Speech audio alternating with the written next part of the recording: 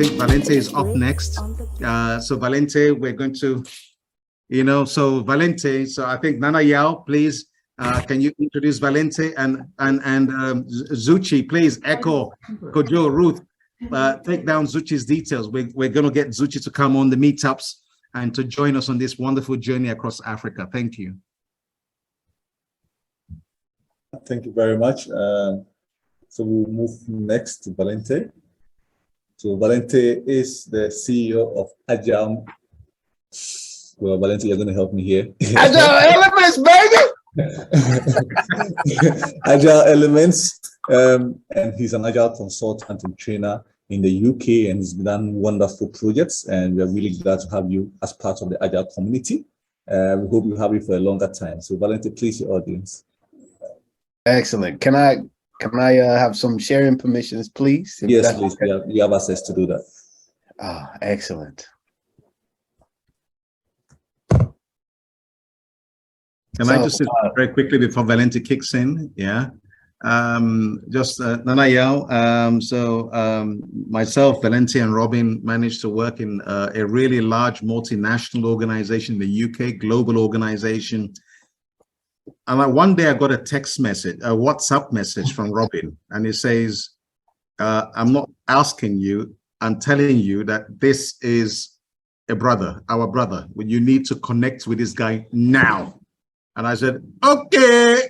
And from that moment that I sent Valente a message that Robin says I should connect with you now, from that moment till this day, I must tell you that this brother was brought up in America, has been with the Navy in America, ex-military and everything. But you know what? This is an African bushman. Hey. Is a proper African bush Pekin, African bushman. This guy eats eba and obono and egusi, and eats all the African food. And I do. He thinks like in a proper African way. So this guy here is a proper African bushman. So Valente, thank you. I just had to pop that in there. Sorry. All right. So let me pick up on something you said earlier about how many people you brought in. So before I even met Nana, he already had impacted my life. So a lady named Richenda, I met her when I was pretty down on my luck at the time. Actually, I was working at a phone shop, and Richenda came in and said, hey, the way you operate, I think you'd be good in this area. And she gave me some details and said, hey, go get Scrum qualified. And, time passed. I'm in the game now, and I get to BP. I meet Nana. I still don't know that he is responsible for me even being in the game. And Richenda ends up here with us. The three of us end up on a call together. And then Richenda says, yeah, Nana got me in the game. I was like, oh, great. So Nana's actually responsible for me being here too. So thank you very much. I appreciate that.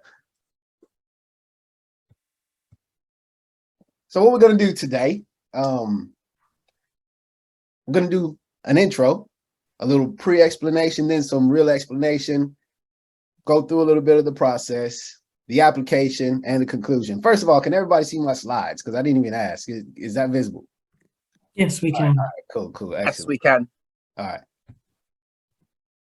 So the introing is about to start. Are we ready? Thank you, Agile in Africa, because this is the first time I've spoke at a conference. So this is my debut. And just like that command and control happened about Zuchi being the next speaker with all of the stuff that's going to happen with Scrum in London and the next Agile in Africa meet, I was also told to do this. So thank you for pushing me out of the boat. See how we did that with the Navy, push me out the boat. And let me move on to my background. Now, 9 years in the military, US Navy to be specific. That's me in the middle. I usually smile more than that, but there's a thing called military bearing, and they don't really want you to smile. So everybody on that picture that is smiling, they broke code. They shouldn't have done that. So I was in the intel and comms sphere, and it was actually a really good learning experience, like the whole thing. I didn't like it while I was going through it, but it really informs the way that I live life and the way that I have impact at the jobs that I get assigned. So here, that was me on the boat. the only boat I ever went on, and that was LPD 12 Shreveport. And this whole thing is going to be about a little bit of the first 2 assignments I ever had as a sailor. All right, not including boot camp, but there's a common theme throughout it, and it never changes. There's always some learning, teaching and training, teaching and training, teaching and training. And at some point during the discussion, I will get to the difference between the two. So the ESWS pin is that thing in the bottom right there. And once you get one of those, they look at you differently. Even if you're the lowest person, the lowest ranking person, if you spent the time to get one of those, you get one of these when you walk down the hallways. You know, you got a different level of respect. And there's people that outrank you that won't go through what's necessary to get that thing. It's hard work and it means a lot. And it will take you back to what I was saying about the readiness piece, which is what I think is the most important thing. If you want to have a response during a turbulent time, then you need to be ready for it. All right. Pre-explaining time. My first duty station was Manama, Bahrain. Okay. Technically, it was a hazardous duty zone. I got hazardous duty pay. I loved it, but I was never in any real danger. Okay. I lived in a villa that actually looked like that. I just didn't have the grass. But I lived in that villa for 2 years. I had cleaners, people that did my laundry, people that cleaned up my house for me. Everything I wanted was done for me. And over to the right, you see that buffet. That is one of the best brunches I've ever had in my life. We used to do that every week, by the way. Unlimited champagne, whatever steaks you want, seafood you want, whatever you can think of, it was there in copious amounts, and you could drink your fill and eat your fill. And then, of course, the bottom right, I was a young guy, just joined the military. There was plenty of parties going on. That place was the Wrangler. I'm not in that picture. That's some of my other shipmates, but everybody went there. They had, again, we're drinking our fill. They always have unlimited drinks. All you can drink, all you can drink. So if you can see the picture that was painted for me when I first joined the military, I thought it was the best decision I could make ever. It's like, why isn't anybody else joining the military? Why do people think that it's worse than this? Because this is great. But then I went to the Shreveport. All right. Now that's real Navy. That boat right there was my home for a year. And as you can see, there's no more villas. My space was that middle rack. We call them racks. And it's as dirty as that. That's as clean as they will ever be. All right. Even when they're new, they look like that. All right. The comfortability, you kind of get used to it. I actually cried when I first got to this ship because I was just like, I can't believe this. This is not life. I went from villas to this. I could not believe it. Okay. And actually, all of your storage space is underneath your mattress. You lift it up. It's called a coffin locker. So you have maybe enough space for 5 t-shirts, 2 pair of pants. Literally, they do make sure that that's what's in your bag. 2 pair of pants, 2 shirts, 2 sets of coveralls. Everything is measured, and we do it like that for a reason, right? Also, you work every day when you're on the ship. I got my weekends off when I was in Bahrain. Every day, at least 12 hours a day, you're working. And I went from a laundry service to it's still a laundry service, but definitely a different one. As you can see in that bottom right, that lady, she's doing laundry for the rest of the boat. But you can't really trust her. You'll end up with your whites being grays. So you have to make some connections and get out there, and then it's a privilege to do your own laundry on the boat. And then, of course, I went from the brunches to lunches with my shipmates on the mess deck. Very different situation, okay? So keep in mind where I'm at in the mindset shift I have to make going from shore duty to sea duty. And nobody trains you in this. It just happens, environmental. So do you want to be able to react or respond? Reflecting on the way things were done in the military, they do believe that the untrained react and the trained respond. This happens over time, okay? Like when you first get into boot camp, it's a lot of shock therapy. They shave your head. Everybody has to wear the same thing. Strip you naked. You go in there, of course, you got the little tests that they want to do for your urine samples, etc. And here's the first real shock that you get. They make you dry shave not the women. The men has to drive shave, and then after that, they take you to go eat some food. It's probably like 3 a.m., right? You haven't had any rest. You just got here, just stress all the time. They take you, you get all this food, stuff that you like, okay? You get a choice. You sit down. 30 seconds later, they tell everybody to get up. Most of us didn't get anything. We didn't have time.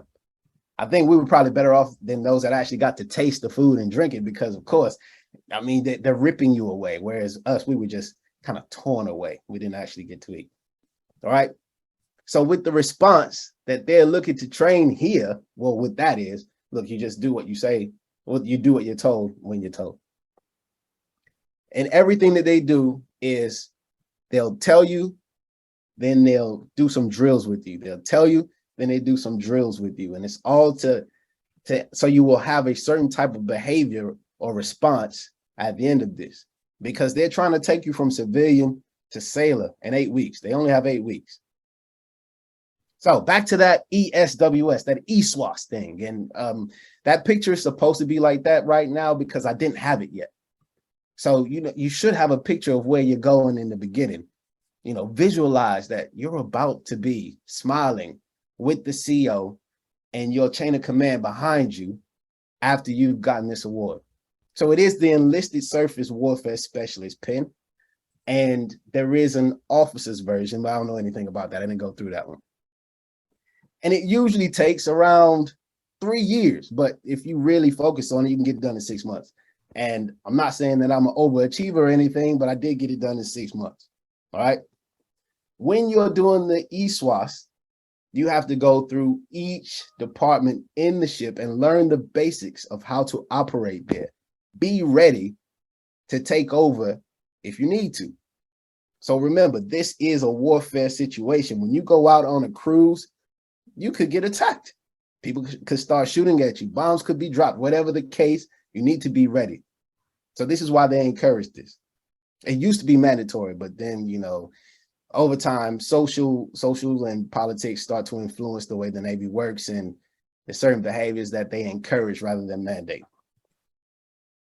So here we are on the USS Shreveport, LPD-12, which is an amphibious ship. The key departments were the deck, engineering, electricians, operations, weapons, supply, and comms. Comms is in the middle because that was my department. Comms and intel is what it's about, really. Because come on now, if you don't get any messages in, how do you know what's going on? If we can't communicate out, how do you know what's going on? I used to get free pizza and everything because I was in comms. So we have to go all around the ship in every department. It's beautiful, and I hope you love it. I do love it. So here we go. In each of those departments we just went through, right? You will do some learning, all right?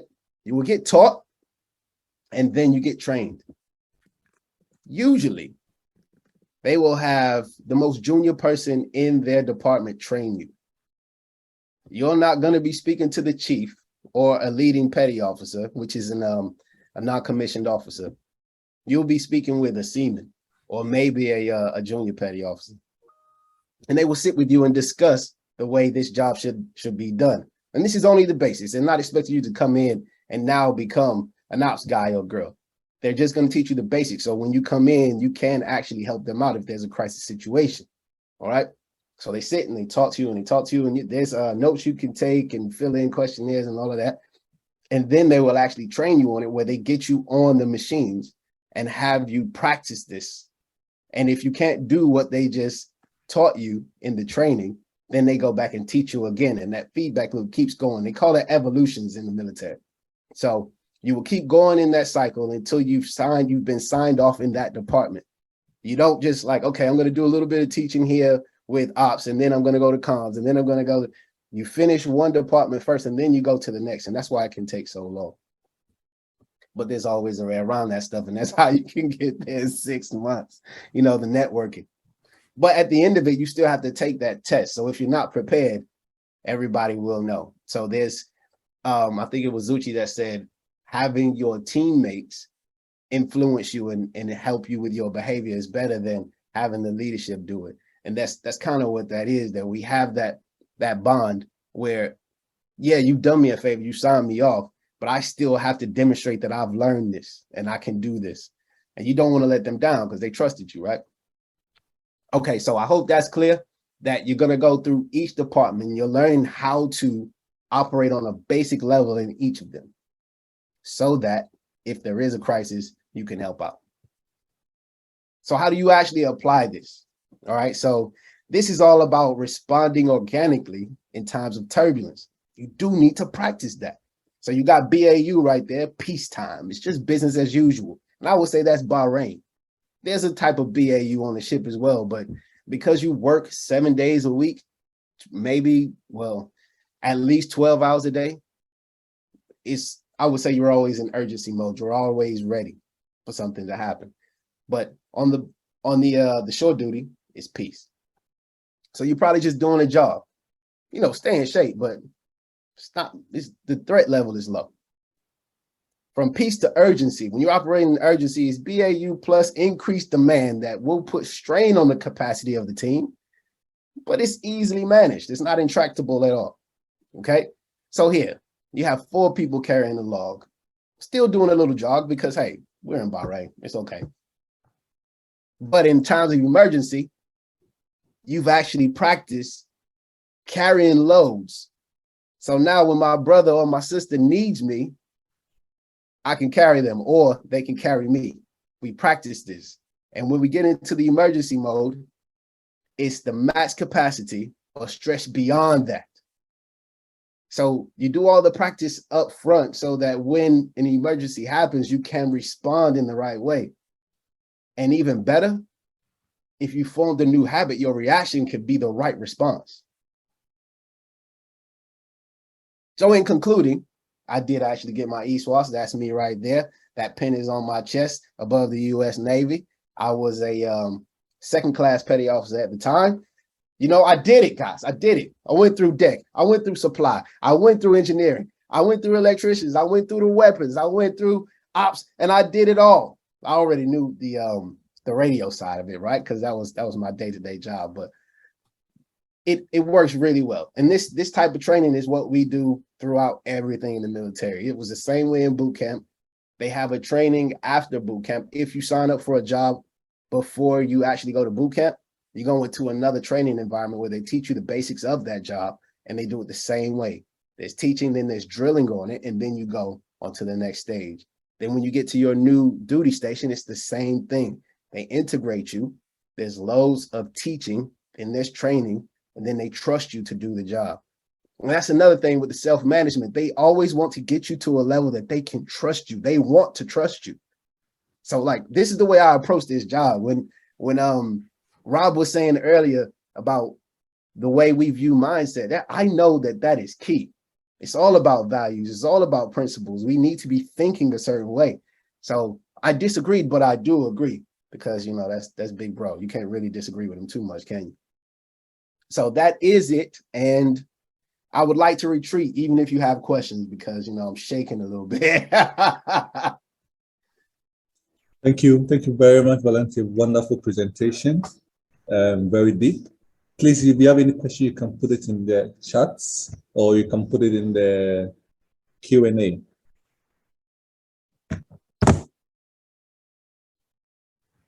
Just amazing. Just listening to your experience, Valente, and as an African brother, I think there's a lot that you can definitely teach us. There are things that you're allowed to teach in terms of, react or respond. I prefer to respond, and to respond, you have to be prepared. And so I really do love your take on react or respond and how the training and everything else so for me, this is all about mental agility and being prepared.